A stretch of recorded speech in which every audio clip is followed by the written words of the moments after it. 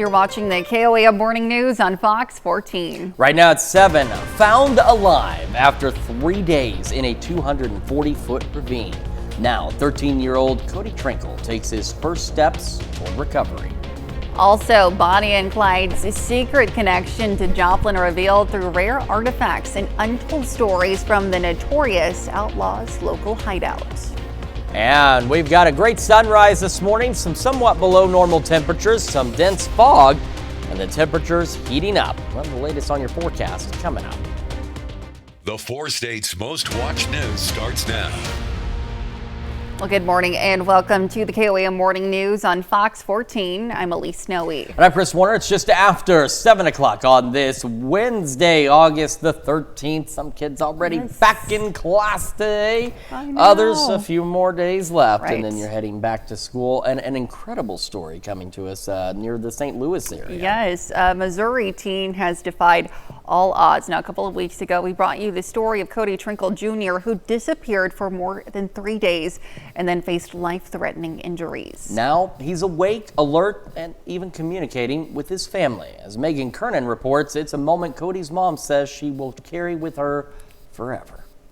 He wasn't going to give up, and he's like, nah, I'm not just going to lay here and die. 13-year-old Cody Trinkle Jr. never lost hope. He fell down 240 feet into a ravine near Goose Creek Lake. More than 3 days later, a canine found him alive. Cody was airlifted to St. Louis in critical condition and was placed in a medically induced coma. He had severe brain bleeding, pneumonia, and serious wounds from lying in water for 80 hours. In my mom heart, I knew that he was finally going to be okay. For 2 weeks, Cody's mom, Stephanie Neely, and their family never left his side. Then, over the weekend, hope broke through. Cody woke up. Oh my gosh, I was so overjoyed, especially when I went over there and I was like, do you know that this is mommy? And he shook his head yes. And I was like, do you know that I'm here and that I love you? And he said yes. I cried. I started bawling because that to me was like the sign that I really needed. Cody is now off the ventilator, talking and starting physical therapy. Cody, can you show me I love you with your hand? Good job. That moment, like that's when everything switched for me, and I knew like we're on a good road. In true Cody fashion, the first thing that he asked for when he woke up, he's like, "Ma, I need a Coke from McDonald's." His family calls him Dakota Strong, and that strength is undeniable. I've known he was a fighter since he was born. You know, he was born super preemie. And he fought for his life then, and now almost 14 years later, he's doing it again. He's like proving to them, like, I'm fighting, I'm still here, like, I can survive. There's a GoFundMe page set up to help the family with Cody's medical expenses. Certainly a truly resilient young man. Right, and, yes. you know, sometimes it's all in the spirit, it's all in the mind. You just don't give up no matter what the situation is. Absolutely. And if you are heading out, you're going to want to make sure, A, you're watching out for fog, and B, if you're sensitive to the heat, you need to start taking precautions once again out there. Live look downtown Pittsburgh looks great this morning. Our temperatures aren't too bad either. Our camera at 7th and Rangeline also looking pretty good this morning. The fog tracker, on the other hand, painting a less than good picture, especially in the parts of southeast Kansas. Take a look now. Chanute is at 0 visibility. That's how dense this fog is, and it's going to be the areas immediately surrounding Chanute. Yates Center, Iola, reduced visibilities. Fort Scott, just over 3 miles. A good stretch of the 54 corridor out there.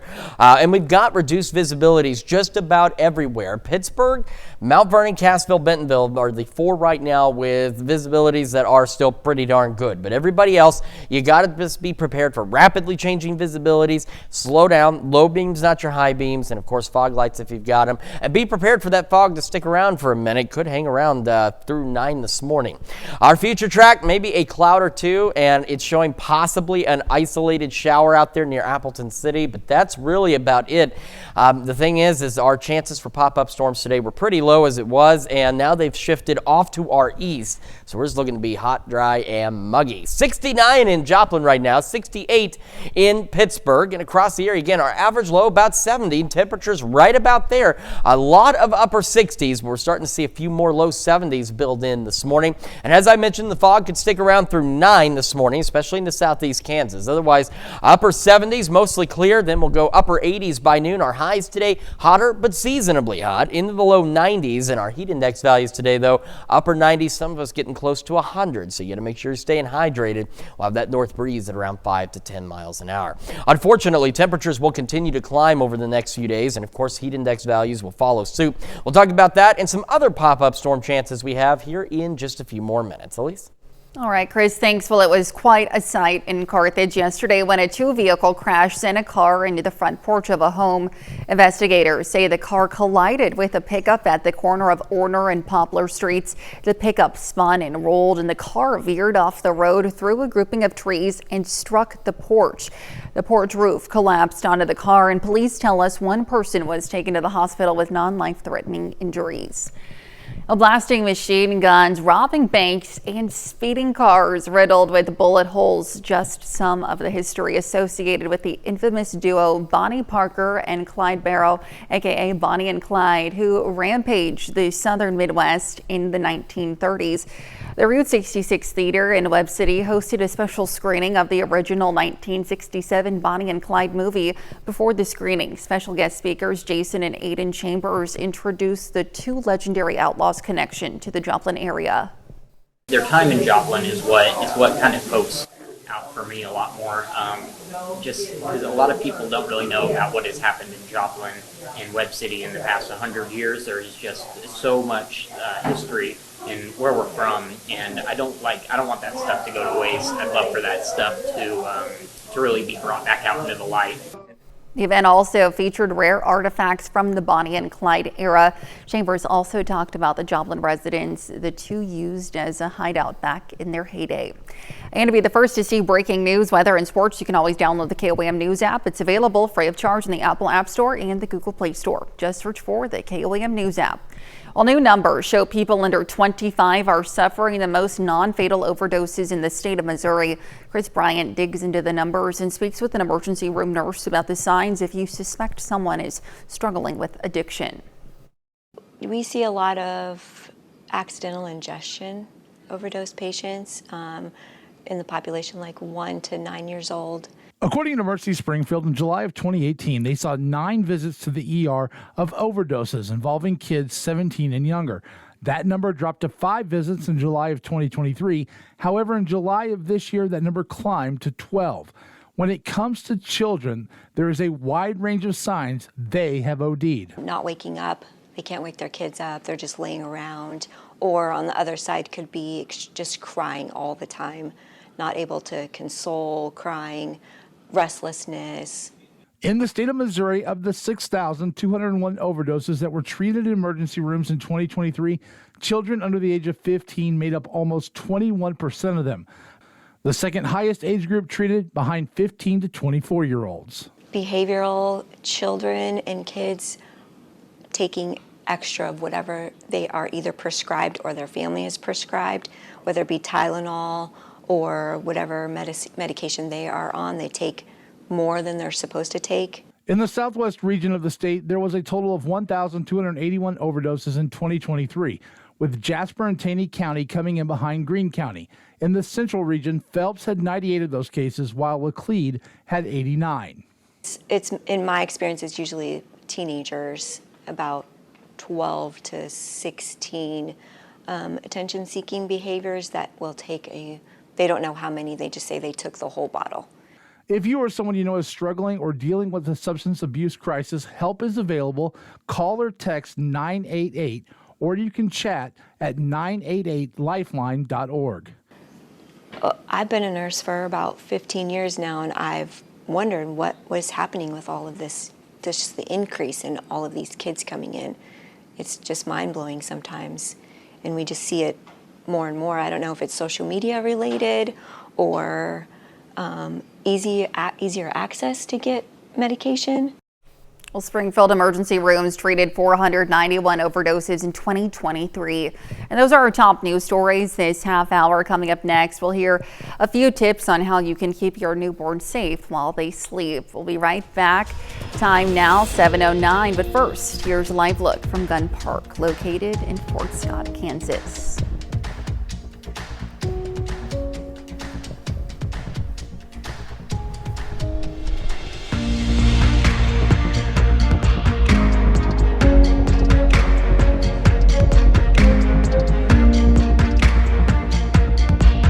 Welcome back. Michelle Brocksterman from the Kansas State Research and Extension Office is with us this morning to share a few tips on how to keep your newborn safe while they sleep. Welcome, Michelle. Thank you so much for being with us this morning. So talk to me about the importance of keeping your baby safe while they sleep and just some common reminders.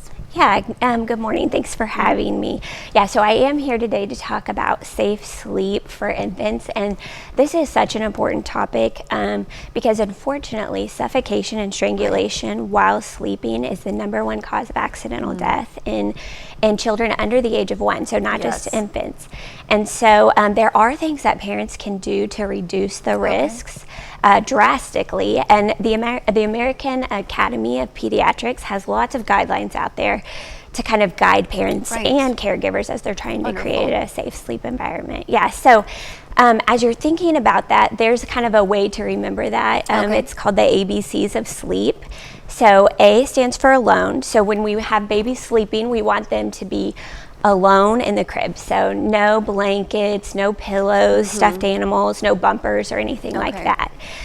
Also, they should be sleeping on their back. So this can drastically reduce the risk of SIDS if we lay them on their back. We don't want them on their stomach or their side. And that would be anytime they're sleeping. So like if they're taking a nap or sleeping at night. And then also we want them to be in a crib. So you want to make sure that your crib meets the current safety guidelines. And you also want to choose one that has a firm, flat mattress. You want to make sure that the sheet is fitted and fits the mattress correctly.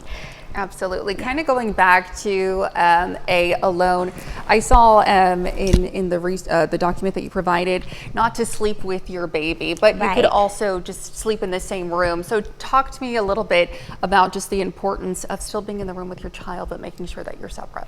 Yeah, so the American Academy of Pediatrics does not recommend that you sleep in the same bed as your baby at any time, for no reason.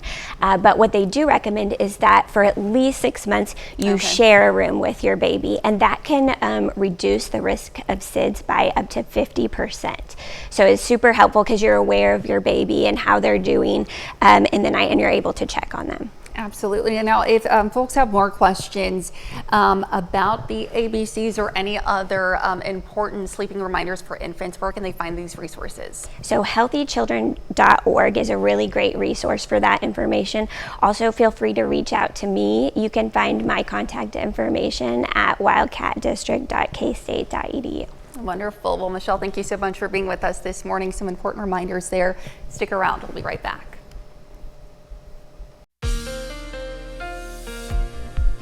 Welcome back to the KOAM Morning News. It's 7:17 now on this Wednesday morning. Starting with the fog tracker. Now, the further east you go, it's slightly better, but we still have zero visibility being reported in Chanute and significantly reduced Iola, Yates Center. Still down pretty low, Fort Scott, so 54 corridor is one of the areas where we're going to run into some of that denser fog. And then back down into Washington County, southern Nowata and Craig counties, of course, around the Grand Lake area, the Stockton Lake area. So just slow down.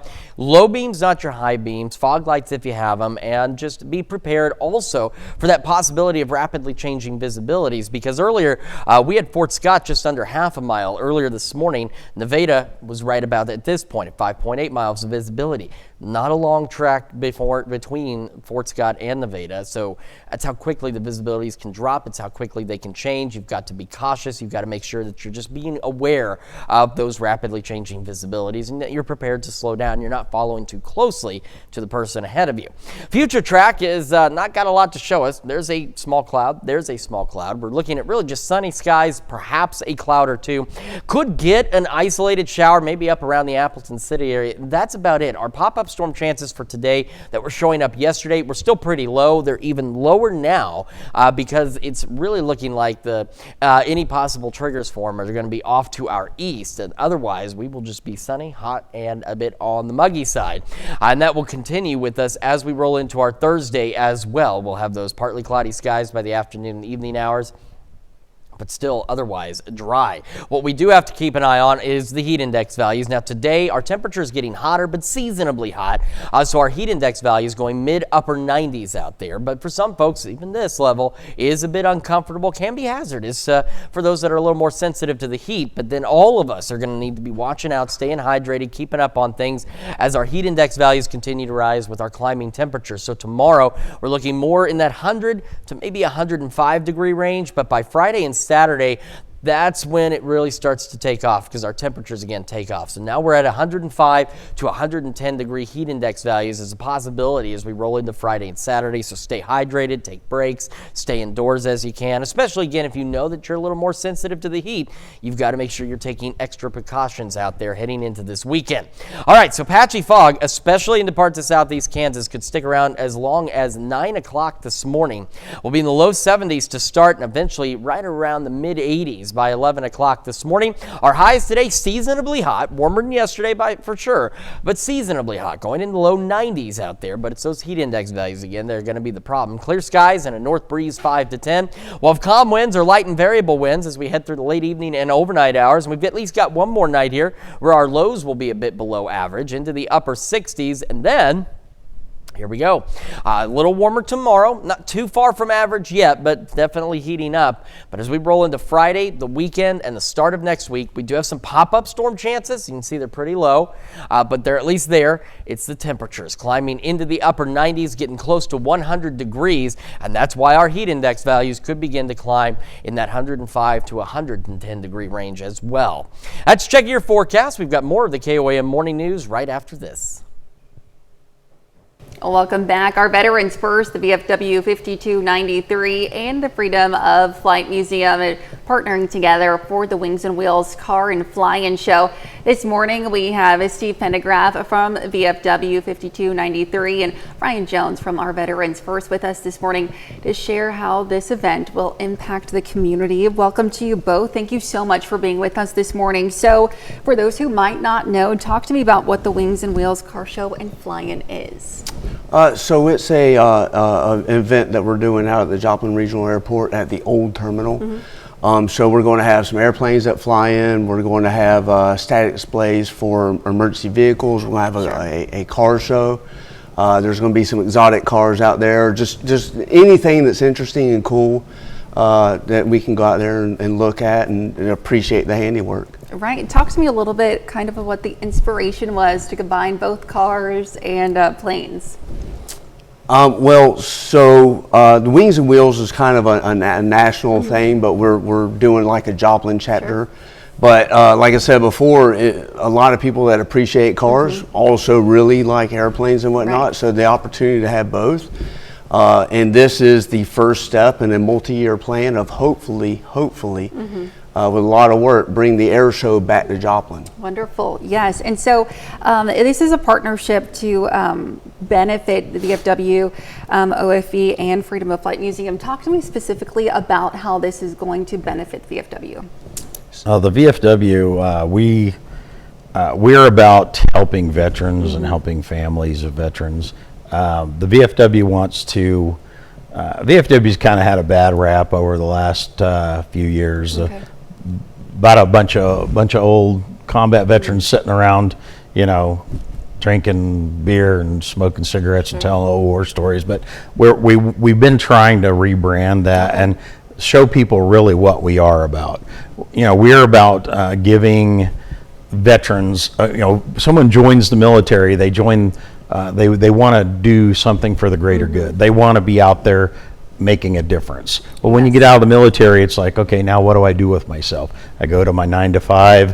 What am I doing to really help? Mm-hmm.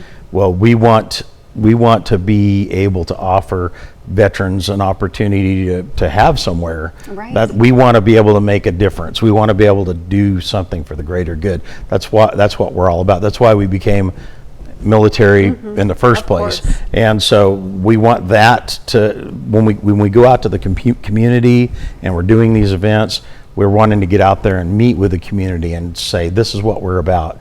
We're out there raising funds to help veterans and their family. We're out there. We not just veterans and their family though. We want to help the community as a whole. Certainly. We want to be a big part of the community and helping out. And so that's why we do these things. Absolutely. For the fundraising and for being part of the community. Of course. Well said. Wonderful. Really quickly, just talk to me about all the details when folks can come out and just a little bit about what they can expect. All right, so we have a Facebook page that's Wings and Wheels Joplin, and so the event is going to be September 6th. Opening ceremonies are at noon. The award presentation is at 4 o'clock. We're going to have live music. We're going to have vendors, food trucks.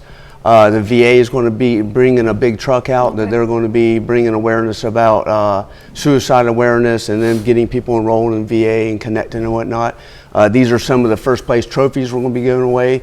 I think we have 12, 13 different categories, so you have a good opportunity to 12 win. categories, and there'll be a first and second place trophy in every category. There's going to be a Mayor's Choice trophy and a Best of Show. Actually, this one here is the Mayor's Choice. Yeah, right? the big tall one is and the Mayor's the Best of Choice. Shows, it's bigger it's than that. beautiful. If you're a car person, Yes, you will definitely have to check it out. Well, gentlemen, thank you so much for being with us this morning. Happy to have you. Stick around. We'll be right back. The 4 states' most watched news starts now. Welcome back to the KOAM Morning News on Fox 14. It's currently 7:30. I'm Elise Snowy. Well, yesterday was the first day of a brand new school year for a number of South. So my biggest thing is find your voice. You, as somebody coming here, don't be shy. Show yourself. Be yourself. Don't be afraid to be yourself. This is high school makes you you. At the sound of the bell, school starts again for USD 246 in Arma, Kansas. Students are excited as well as the staff. Excited about some new things we have. We have a new science teacher for us, chemistry and physics teacher, Rob Massa, who had retired from Girard and now he's with us. We're super excited to have him. Seniors like Destiny are excited but also nervous about the future. I'm nervous about getting injured for college because I want to play in college for sports. So getting injured would set me back, but also having a good program like the support here, I know that we are well educated in stretching before and doing things before practices and being smart about it basically. This is the second year Arma schools have done 4 days a week. Went really well last year. We changed a lot going into last year, and I think we're going to kind of stay the same this year because it went so well. But it did come with some challenges for the students. The only thing that I'd say it wouldn't help with is we had to speed up our work. So we had to get a lot more work going in the 4 days. But having this year, this is our second year, so it's calmed down a lot more because they know what to do now. The students see the benefits and the staff see the positives as well. A lot of positives for us. Student discipline has gone down at the high school since we started the 4-day week. So we're excited about that as well. That's always nice. It helps with the atmosphere as well. In Arma, Kansas, Ty Parks, KOAM News. Now, Arma High School is already celebrating the year with higher enrollment with the larger underclass. And getting on and off the school bus can be a routine part of a child's day, but for some, it can also be a moment of vulnerability. While abductions are rare, Johns Hopkins Medicine reports that most incidents involve children between the ages of 10 and 14, often occurring between 2 and 7 p.m. As these situations can happen anywhere, a martial arts instructor from the Forge in Joplin explains how children can protect themselves when encountering a stranger near the bus stop. Get picked up. They have to put you down eventually. So you kick, you scream, if there's flesh available, you bite. The big thing is deploying and not rearing back because they have self-defense inclinations too. They might block you. What do you do if they block you? Hit them with the other hand. Well, Johns Hopkins Medicine says you should start talking to your child about avoiding strangers at an early age. Let's head over now to Chris with a quick look at your forecast. Yeah, we've got some patchy fog out there this morning, which we're going to get to in just a moment. First, a live look outside downtown Pittsburgh, looking pretty good. Maybe a cloud or two, and that's really all that's expected today. Our camera 7th at range line, looking back to the northwest, nothing but clear skies out there from that angle. But we do have that dense fog. Chanute, you've come up by 0.2 of a mile, so still not a major improvement here. Iola, just under half a mile. Fort Scott's visibility has dropped once again. Nevada, you're continuing to improve, but this goes back to how quickly visibilities can change. Just between Nevada and Fort Scott, you go from 8 miles of visibility to just under 2, and then you get further west and it drops even more. And we have got patchy fog really across a good portion of the area. Pittsburgh, Bentonville, Cassville, and Mount Vernon are about the only communities that don't have, and Miami, don't have significantly reduced visibilities, but you still got to slow down. Low beams, not your high beams, and of course fog lights if you got them. Get yourself time to get where you're going. Future track, not much to show. Maybe an isolated shower near Appleton City, but I still think even that is a very low probability. There's slightly better pop-up storm chances to our east. We're otherwise just going to have clear skies, maybe a cloud or two. A little below normal this morning. It's not bad. 69 Joplin, 68 in Pittsburgh, and across the region, temperatures look like this. Take a look. 65 now in Chanute, so pretty chilly there for the start to the day. The warm spot, Bentonville, at 671, so a lot of upper 60s. So just about all of us below normal right now to start our Wednesday, but we will be near normal today, so a little warmer. Fog, especially in Kansas, could last through 9 a.m. Mid 70s, upper 70s by 9, upper 80s by noon. Highs today seasonably hot, low 90s, but heat index values today could approach 100 degrees, so make sure you're taking precautions. We'll have that north breeze at about 5 to 10 miles an hour. Temperatures continue to climb over the next few days, so heat index values will rise accordingly. I'll go over that, plus some other pop-up storm chances we have down the road here in just a few more minutes. Elise? All right, Chris, thanks. And don't forget, you can always be the first to know about the day's weather with the KOAM Skywatch weather app. Get severe weather updates sent straight to your phone. It's available free of charge in the Apple App Store and the Google Play Store. Well, Neosho community members had the opportunity to have their voices heard about a proposed sale of the city's water and wastewater systems, a deal worth more than $34 million. KOAM Samantha Walker has details from the meeting. Community members packed the Neosho Civic Center, asking questions and learning more about the potential sale of the city's water system to Missouri American Water for $34.5 million. You say would not be a flat rate. How would that look? According to the city of Neosho, the water system, primarily built during World War II, was aging and in dire need of repair. Mayor Richard Davidson says the system has seen up to 50% water loss. At some point you have to say, it's been 20, it's been 30, it's been 40 years. How long do we continue to try before we realize we might need different expertise or different set of eyes on this to fix it? The infrastructure improvement is why the city reached out to Missouri American Water, and exactly why the Missouri-based company is interested in purchasing the systems. Our model is to invest and make the water and wastewater systems better. Basically, when we talk to different communities, we find that they're struggling with that, and our company, that's all we do. We invest and make the water and wastewater systems better. Neosho reached out to us, we reached out to them.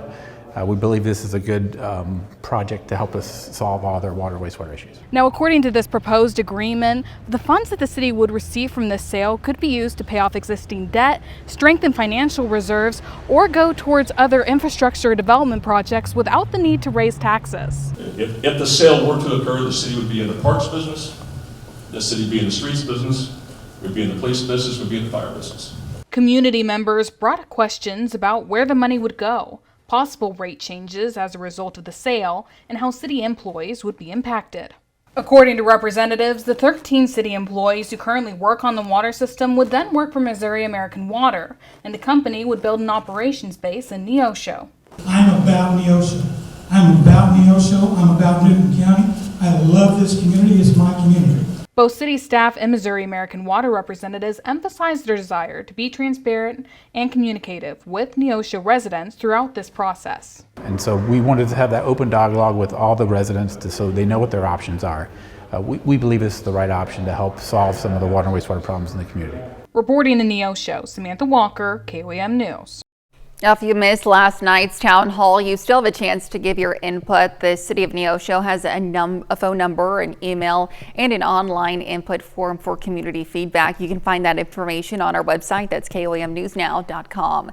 And that's a look at our top news stories coming up this half hour on the KOAM Morning News.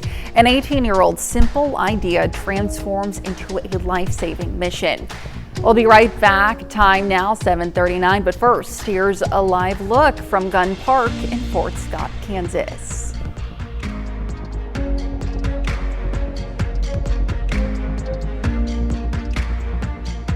Well, in Consumer Watch, the results of a new CNET survey are shedding light on the financial burdens families are facing heading into the new academic school year, with analysts revealing the average U.S. adult is expected to spend just under $330 preparing for back to school.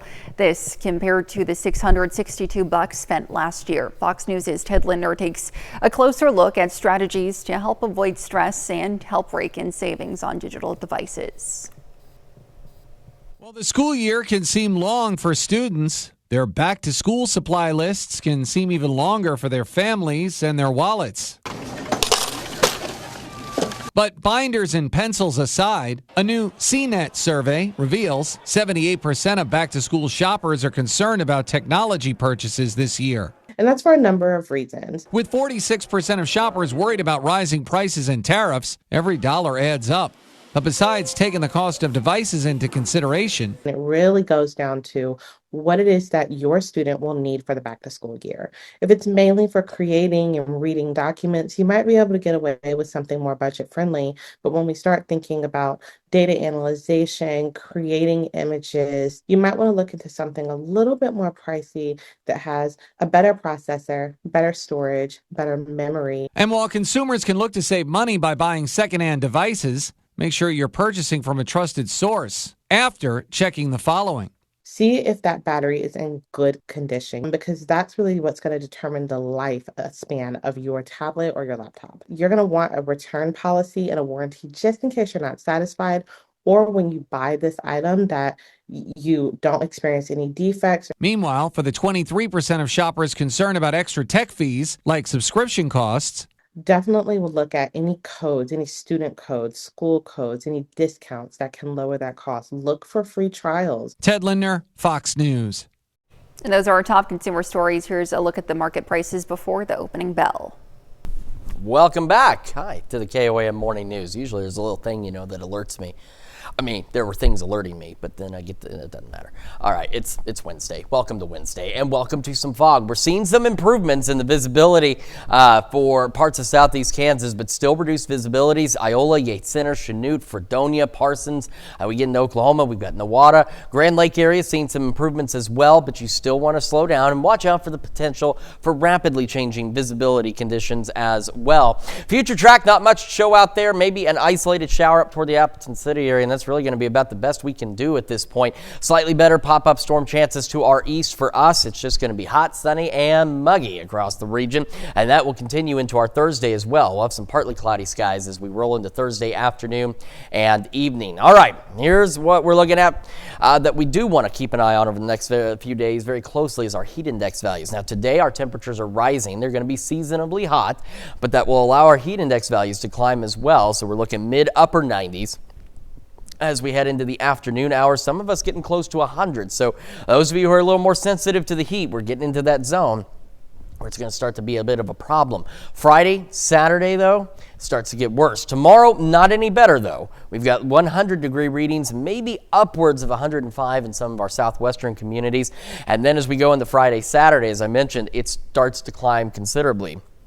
Now we're looking at 105 to 110 degree heat index values as a possibility, and the same will carry on into Saturday because we're going to see the humidity, dew point levels rising. Our pop-up storm chances will return by Saturday, and our temperatures will climb quite a bit as well. So that patchy fog we were just discussing could continue, especially into Kansas through 9 o'clock this morning, so keep that in mind during your morning commute. Otherwise, you can see we've got clear skies, low 70s to start, and we'll go right about the mid-80s by 11 o'clock this morning. Into the the afternoon, again, clear skies, temperatures seasonably hot. Average high is about 91, so we're only going to be a couple of degrees above that, and we'll have that north breeze at 5 to 10. But again, the heat index values today could approach 100 degrees. And we'll have clear skies, mild temperature, well, warm temperatures, honestly, through the evening hours. And we've got one more night, though. We're going to drop below average into the upper 60s. We'll have calm winds, or at best a light and variable breeze, and that will also carry on into our Thursday as well. We'll be partly cloudy by the afternoon. We'll start clear. Temperatures on our Thursday just a little above normal out there. Still only a couple 3 degrees, but our heat index values climb.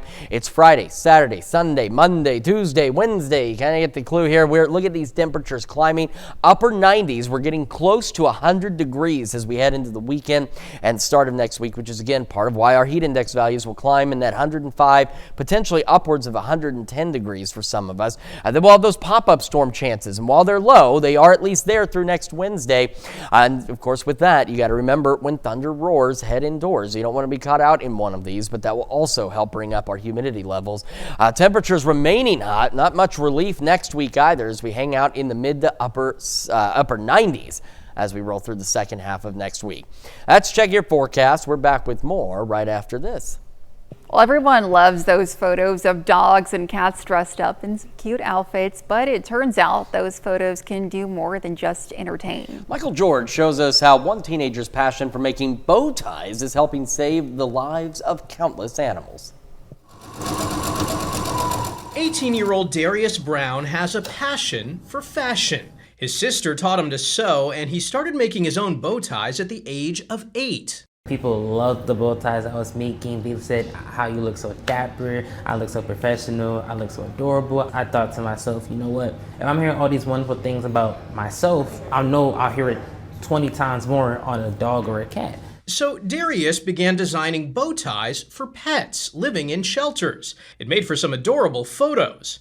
But then something unexpected happened. People took notice. I donated my first set, and then all of a sudden, I heard back 2 weeks later, every dog and cat that I donated my bow tie to my very first animal shelter, all got adopted. Darius was inspired. He made more than 7,000 bow ties and donated them to shelters across the country.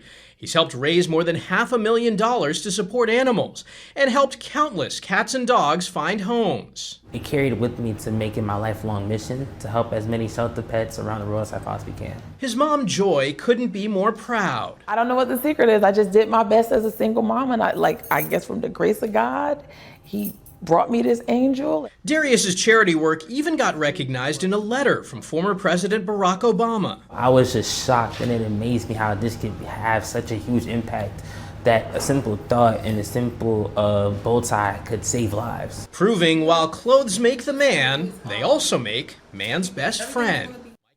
Well, what a talent he is, but also such a kind heart. Those pups looked adorable as They well. certainly did. Nice little bow ties, and it always makes them look real cute. Quick check one more time of the fog tracker this morning. Again, we're seeing some improved visibilities out there in parts of southeastern Kansas, but we still have some patchy fog, which, don't worry about it. I can just assure you that there's still patchy fog out there this morning for some of you. So remember, low beams, not your high beams, fog lights if you've got them. Just be cautious this morning. Got another look at your forecast and your wake up recap right after this. This is your wake up recap for August 13th. The top stories to start your day. Well, a dramatic crash in Carthage yesterday saw a car collide with a pickup at Orner and Poplar Streets, sending the car into a home's front porch. The porch roof collapsed onto the vehicle. Now, one person was hospitalized with non-life-threatening injuries. Neosho is considering a $34.5 million sale of its water and wastewater systems to Missouri American Water. The first reading was presented at the August 5th council meeting. Now, if the deal proceeds, it will require approval from the Missouri Public Service Commission.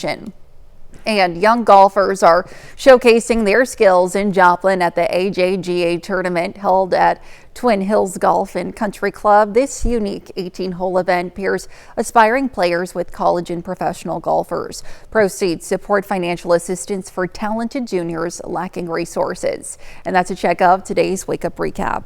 And our temperatures climbing today, low 90s, so near average for our highs, but heat index values could approach 100. Clear skies out there.